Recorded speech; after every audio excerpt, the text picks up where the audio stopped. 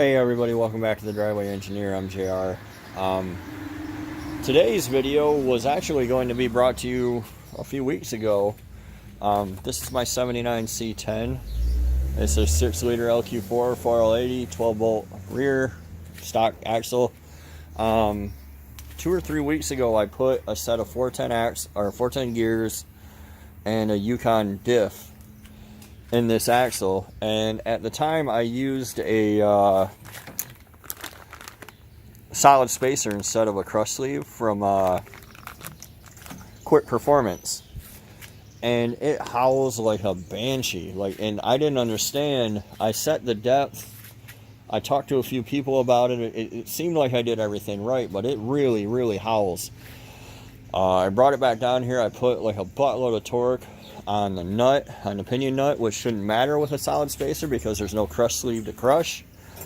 But I did not check the rotational torque with an inch-pound wrench.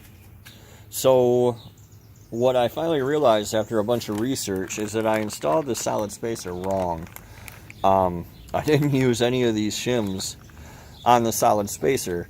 I bought another one mainly so I could get the shims, but also because at the time I thought maybe that they'd sent me one that was the wrong length or something.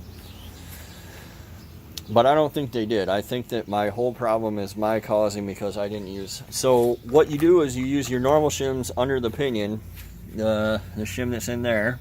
Use that shim to set your pinion depth, which I did. And then you use these little shims to set your pinion preload, which I did not do. There's not a single shim in there, and so I bet I have no preload.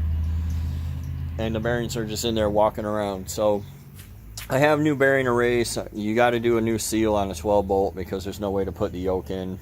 There's no way to pull the pinion out and the front bearing out without destroying the seal. And I have this pinion depth checker thingy from Ratec, whatever, Ratec. I don't know how they pronounce it, but I have a proper pinion checking tool, so I'll double check that. The other problem that I had when I put it in, and some people online were having a hard time understanding what I was talking about. I'm going to rotate you sideways here. When I put it in, the axle shaft doesn't protrude as far into the new differential as it did in the old one.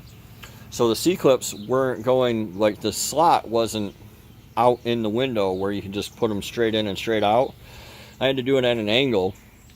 I ground on them a little bit and gave them a couple taps. I didn't have to beat them in there, but they're definitely securely in there. So I'm a little concerned that I might not be able to get them back out, which is why I bought that giant hammer when I went and got my new jack stands yesterday. So I don't know. We'll see. We will see. I'm going to get it tore apart here, and I don't know. We'll get into it and see what we got. So, hang on. Alright, if you can see there, you can see the first issue that I was a little concerned with. Getting the C-clips out of that. This is as far as I'm able to push the axle shaft in with my hand.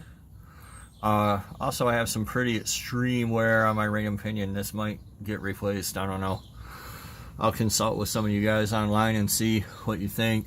I really don't want to put another 200 hours into this, but sometimes lessons learned are expensive.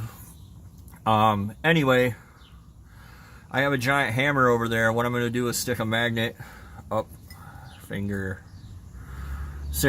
there and beat the crap out of it with a 12-pound sledgehammer and see if I can force them in far enough to pop those clips out. Alright, well, unfortunately this video is just a big old bust. That's as far in as it goes. There's no way around it.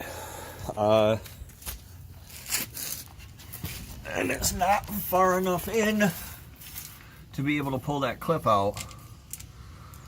There's just no way to pull it because it has to come straight out. It's going to hit this plate before it'll